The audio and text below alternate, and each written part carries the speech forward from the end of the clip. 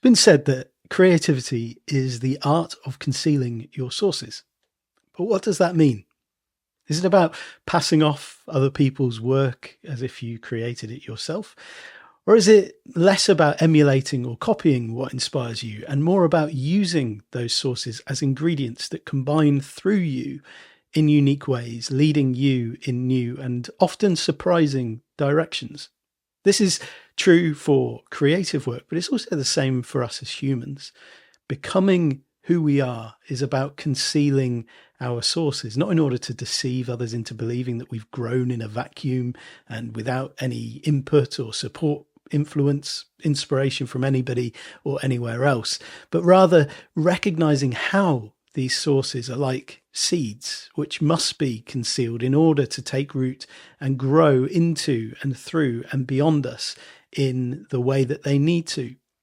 And so in this episode of the Gentle Rebel podcast, I want to think about what this looks like and consider what happens to our natural creative spirit when we allow those seeds to take root in that kind of below the surface way, and what happens if we don't conceal our sources in healthy ways.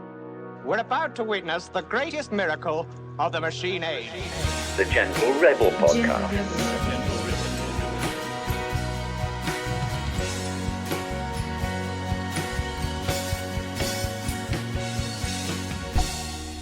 I'm so glad you could come. This is going to be such an exciting day. I hope you enjoy it. I think you will. Hey, I'm Andy Mort. I'm a songwriter and slow coach, and this is the Gentle Rebel podcast from the-haven.co, where we explore the intersection of high sensitivity, creativity, and the culture around us. And so, as I said in this episode, we're going to explore that saying, creativity is the art of concealing your sources, which came out of the journal prompt randomiser wheel that I tend to use. I had this going earlier this week. We've collected around 85 phrases, ideas, idioms on the theme of our month's kind of undergirding theme in the Haven, which is creativity. And so, each morning when I'm journaling, I put all of these prompts into this randomizer wheel, hit go, and it spits one out. And so ahead of our monthly live Zoom picnic call, which we do as part of the Return to Serenity Island course, I decided, okay, I'm going to take whatever the wheel throws out and I'm going to use it as the cornerstone for our session. I'm going to find a way to kind of turn this into a topic that we can explore together. And I'll be honest, when this came out, I was like, maybe I'll spin again. This doesn't feel, I don't know where this is going to go. But then I sat with it for a little while and found a few threads to pull at, and it actually set up some really interesting conversation starters. And as often is the case with these phrases, when I do this kind of generally in my own personal journal practice, there's times where it throws something out and I'm like, I can't be bothered with that. And then as I sit with it for a little while, it becomes really interesting to kind of pull at those threads and explore it. And so the idea of creative lineage and heritage came up as a big part of my response to this prompt. You know, that as humans, we all are products and points of influence. We've been touched by ideas. We've been touched by things that have inspired us. You know, some of these things we are given, others we have chosen, and many things we've just sort of happened upon by chance. And so we might think of our, the relationship that we have with our natural creativity as being about knowing how to conceal our sources so that they don't become weights of expectation or weights of pressure, things that we must comply with or conform to in order to have a sense of who we are, but rather they're seeds of becoming what and who we might be. Creativity, as I see it, is a core part of being human. I think we're all fundamentally creative. It's not a skill or a luxury at that foundational level, but it's a driving force within us. Each of us senses the world in our own way and carries a unique way of holding and responding to it. So when we peel back the roles, the responsibilities, the habits and routines and things like that we kind of, I guess, wear, like clothes in life. What's left might be something like a fireball of creative possibility just burning at the core of us, and it's constantly shifting and absorbing and reshaping in different ways as it integrates experiences and relationships and all of these different sources of inspiration in our lives. And so, into that fireball go the experiences, our questions, the things that move or challenge us. And the way those sources then live in us can either fuel the fire or snuff it out. And so the word conceal was quite difficult to put a positive spin on. This was all of us in the Serenity Island Picnic conversation were like, this is a really challenging word to hold in any way other than through this lens of deception. Concealing things is to keep something hidden. It's to keep something shielded. And so first thoughts across the group conversation was that this is like, it's an act of deceiving, of holding something back, of keeping something secret in order to pretend and profit in some way, hiding the existence of sources so that, we can take credit as the originator of an idea, for example. But in the wider context of this phrase, when we're saying creativity is the art of concealing your sources, it doesn't make a whole lot of sense, because that kind of deception isn't creativity, is it? It's sort of exploitation or appropriation. So then we talked about concealing as a choice, a kind of place of power for when people feel entitled to know something. You don't actually want to reveal it to them. You're choosing not to. And this might be a way of holding firm or standing your ground when feeling backed into a corner or forced to divulge something that actually you're not comfortable with. So we might think of this when the exploitative actor is actually the other person. So they're demanding to know your sources so they can copy you without doing the work that you've done. I was pondering the place of sort of generative AI here and how this kind of relates to this question and how that requires sources in order to function. There are battles going on right now to keep sources concealed from the data pools that things like ChatGPT and Google's Gemini and Meta's Llama all use in order to kind of generate the responses that they do. The Llama's been under particular scrutiny with these accusations of data scraping from a library of millions of books and academic papers.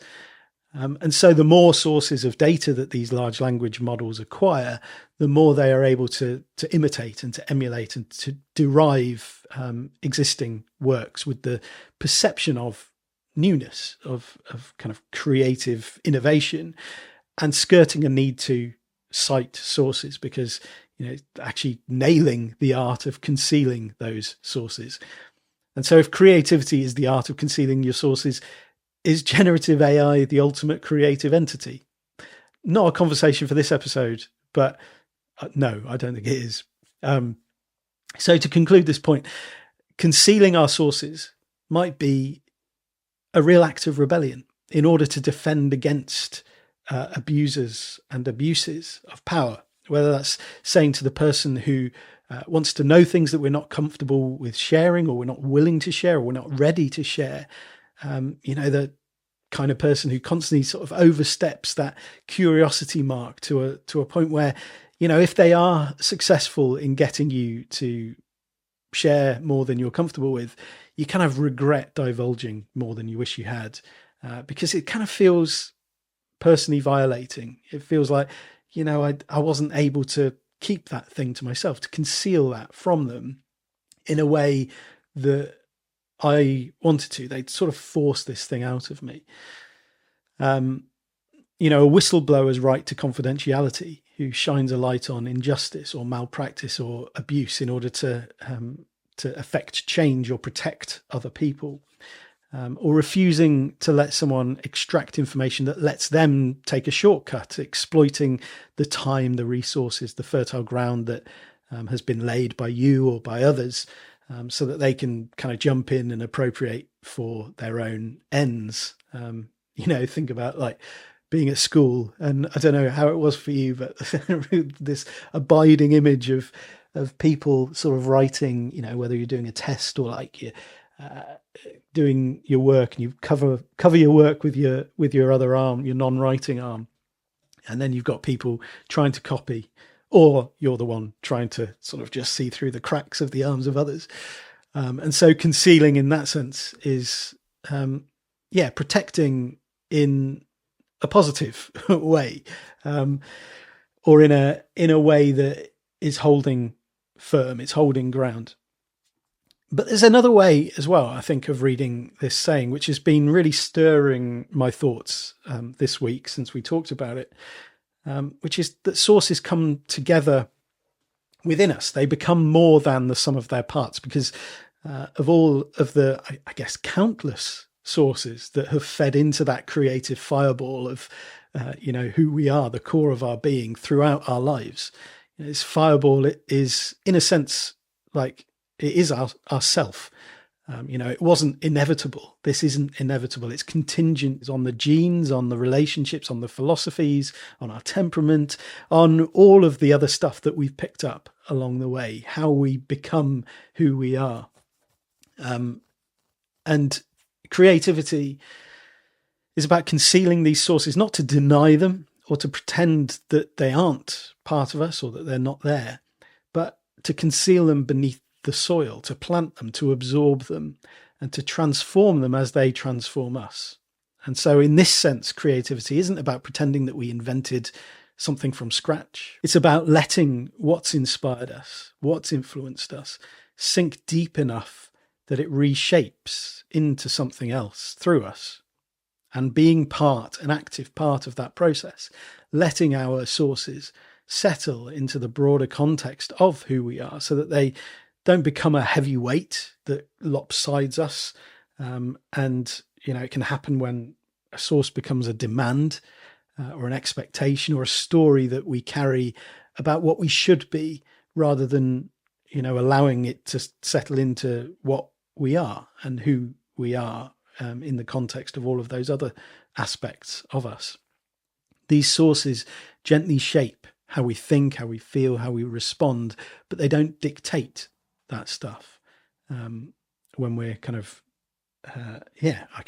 well balanced within it. And when I first started properly writing songs as a teenager, I was profoundly influenced by Radiohead. I saw Tom York as the embodiment of perfection when it came to writing songs, and Radiohead as the embodiment of perfection when it came to producing music and sound. And, I still do to a great degree. But as I began exploring how to write songs, and I started, experimenting with it for myself, I would often hold everything that I was producing up to this sort of Tom York-ometer. And obviously asking, is this the kind of thing that Tom York would write when you're 14, 15? Radiohead had just released Kid A, which was their fourth album. It was a ridiculous standard to try holding myself to, and just constantly beating myself up. Yeah, that he wouldn't write that. And while there's something helpful about the ambition that it instilled in me to create more interesting music and to explore different ways of playing with sounds and writing lyrics and all of that sort of stuff, I can see that at times it kind of leads to a closing off other sources of influence and other doorways to inspiration that eventually I allowed to kind of settle into my songwriting voice. But those things that would have pulled me in a different direction to the purebred Tom York model. And so in that sense, I guess Tom York had become almost a symbolic big other for me at times, this looming standard that I could never meet. And actually I didn't genuinely want to meet. And while I was trying to sound like him, I was actually silencing all of these other sounds in me, all of these other voices that were there to be part of the process and that are part of my natural creative spirit and sound. And the thing is, until I sort of opened up those those doorways, those gates to let everything else flow in. I was really limiting myself. And I remember hearing an interview with Tom York at one point when I was a teenager. He was talking about his influences, the things that had influenced him growing up, the bands. And he mentioned the punk band magazine. And so I was obviously a huge Radiohead fan, and I was like, right, magazine, they must be like Radiohead if they were an influence. So I went straight out and bought the box set of their album, Maybe It's Right to Be Nervous Now. Amazing box set. And I put it on as soon as I got home, and I was like, oh, other than the guitar riff at the start of Shot by Both Sides, which is the opening song, this doesn't sound anything like Radiohead. And, you know, I was, I guess, expecting to hear, I wasn't expecting to hear Radiohead. I was expecting to hear something maybe similar or with very similar flavors. And then something clicked in me, because it was like, yeah, okay. The things that influence us, they influence us at levels beyond the surface, beyond that, you know, what we hear in the context of music. And when we let go of that desire to emulate the surface, we can let those depths settle in and become part of us. So those sources of inspiration kind of take root in ways beyond like what we get on the surface, what we hear.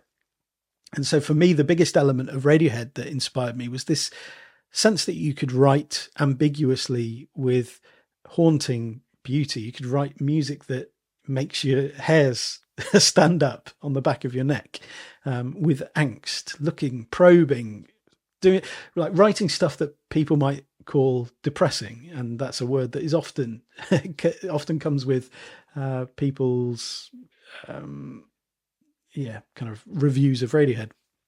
But it's actually a deep soul cleanser for me, for people that get it, for people for whom Radiohead resonate. It is a soul cleanser. And I've always carried that in my relationship with songwriting, that, you know, I joke about the fact I can't write happy songs, which is kind of true. Whatever a happy song, whatever that means, kind of upbeat, like feel good songs, unless they're comedy songs. I can write comedy songs, but I most naturally reach for minor keys and lyrics that explore sort of the shadows and the spaces in between. I'd get easily dissuade if a lyric feels too, I don't know, positive, perhaps. I'm like, no, that's not what I want to say. That's not what I want to say. And yeah, I suppose all this to say, like, it's easy to get caught in the surface comparison trap, you know, not just in music, but in how we approach almost anything that matters to us.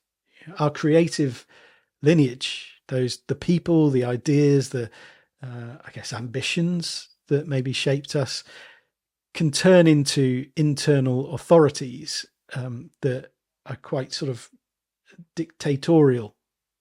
Is that a word? That doesn't feel like a word, but like a dictator. If they're not allowed to properly kind of settle into the ground of being within us, you know, we measure everything against them. We might say, yeah, it's okay, but it's not a Radiohead song. Or like, my sister wouldn't have done it like that.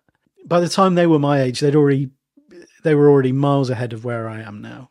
Like these voices that start to compare where we are, who we are, what we're doing with these other people, with these other things, whether they're real or imagined. And so there's another reason creativity is the art of concealing our sources. Sometimes it's necessary to conceal these sources from ourselves, at least the overt power that they have when they take up that kind of too much space in that sense. You know, that idea of living rent-free in someone's head. Perhaps it's a bit like that, you know, where decisions, responses, actions have an overpowering flavor of something or someone else. I guess the cliche would be the person who's driven to succeed at something, not because there's an intrinsic drive or they intrinsically value accomplishing that thing. But because they believe it would help them prove themselves to someone else, maybe to please the parental figure who never or rarely gave approval or acceptance as they grew up, or on the flip side, it might be to make someone happy who has vicariously lived through them, perhaps pushing them to do something that mattered to them, maybe something that they never quite succeeded at. And they've just sort of ended up on that path that was chosen for them by that parent or whoever. Or it might be to prove someone wrong, that classic thing of the teacher who said, you're never going to amount to anything. And then that person is kind of driven, that voice is always there. And it might be a cliche from like films and things like that. I don't know if that happens in such an overt way in real life, but yeah, that kind of image. And this makes me think of the football fans that you see on the terraces supporting their team, and when their team scores, rather than celebrating and being like, yes, that was great, I'm really happy, their first reaction is to turn towards the fans of the other team and start gesticulating at them and shouting abuse. And I mean, this is partly just the culture of football for some people, but it's also a nice visual demonstration of what it can feel like when we don't conceal our sources by allowing them to kind of settle into us and integrate. It's that externalized locus of control where almost who, how, and what we are is defined by some external thing. Is defined by, okay, like those fans are going to be upset because we've scored, therefore like that's the thing that makes me happy. And that can sort of move into our sense of self-worth or our value as human beings as well, where these voices, whether they're real or imagined, as I say, can take up a lot of space and prevent us from kind of being in our creative spirit and enjoying life from the inside out. We're kind of constantly scanning, looking to, okay, things are going badly for them. Yes, that's the thing that makes me happy.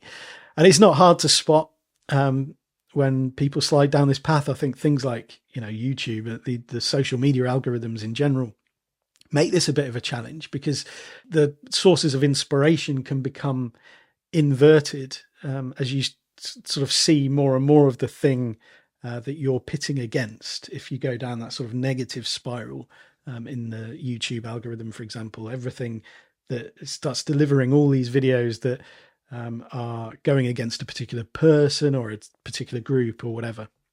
And so you can see how easy it is to just slip into this antithetical position where everything is about being against that thing and sort of trying to eradicate it and actually enjoying as well, enjoying the being in that position against something, having something to rail against. And so we risk becoming defined by a person or a group that we oppose, and maybe even start to glean that satisfaction from their failure or their demise, more satisfaction than from any meaningful progress, like personally compelling, meaningful stuff. But our creative spirit is always asking us to consider, are we rooted in who we are, first and foremost, starting here, sensing, breathing in, responding, making, allowing our sources to rest in the soil so that they might grow into something others can take refuge in and inspiration from as well. I think of all the images, seeing sources as seeds to conceal has been the most compelling to me as I've been exploring this idea. Especially when thinking about, the putting a positive spin. I don't know if spin's the right word, but yeah, a positive spin on this view of creativity. We don't bury seeds in order to hide them or to keep them secret or to, pretend that they're not there. We bury them because that's where they grow. We don't need to pretend these sources aren't there or to deny that we were inspired by particular things.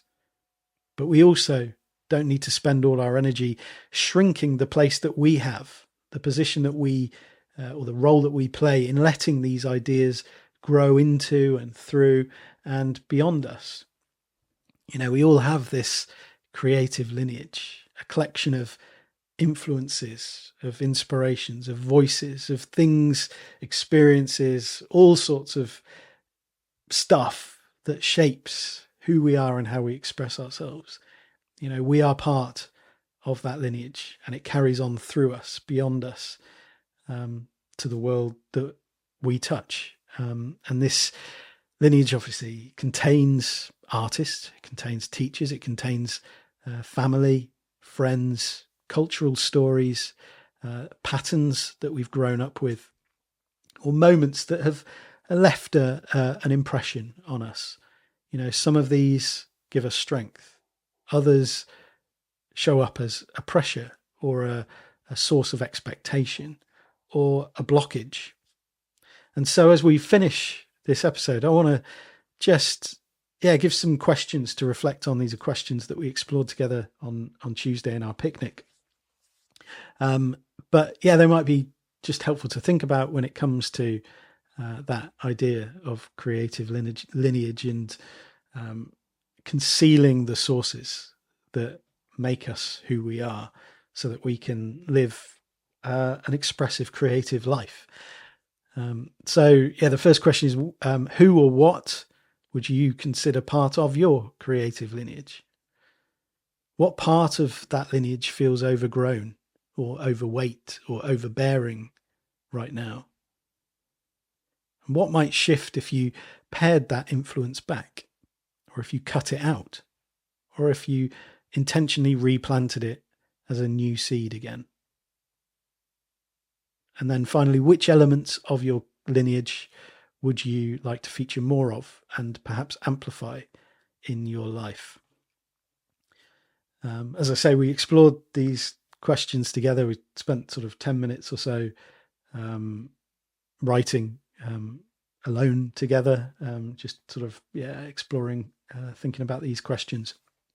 And then we had a little chat afterwards to see how we'd got on. I think each of us had really different responses to the questions. And again, I think that shows the rich diversity of sources, of our sources, the things that we carry around with us. And I love that. And it's why talking to humans, when you start to get beneath the surface, is one of my absolute favorite things to do. I absolutely love it, because people are really interesting. People are really fascinating. As I talked about with Alan Denyer 18 months ago or so, people are not boring, despite what his assumption before he started the LTB showrooms in Coventry. This assumption that people are boring, and then he started talking to people. He's like, "Oh, they're not. They're really interesting." Once you get beneath the surface, once you start to actually have conversations with people, you realize there's the sort of the multitudes thing. Is that the Walt Whitman? We contain multitudes, and they're great to explore. So yes, we will leave it there for this week. If you fancy coming and doing more exploration of phrases like this one that we've been talking about, then I'd love to invite you into the Haven community, which is an online village for sensitive souls and other gentle rebels, where we meet, learn, rest and grow together for as long as you need. You can be there for as long or as short as you require. So you can check that out at the-haven.co, and you'll also find a link to that in the description. All right, I will be back again soon with another episode of the Gentle Rebel podcast. Until then, do remember that you are an artist. The world needs your art. Now go and make somebody's day. Bye-bye. So shines a good deed in a weary world.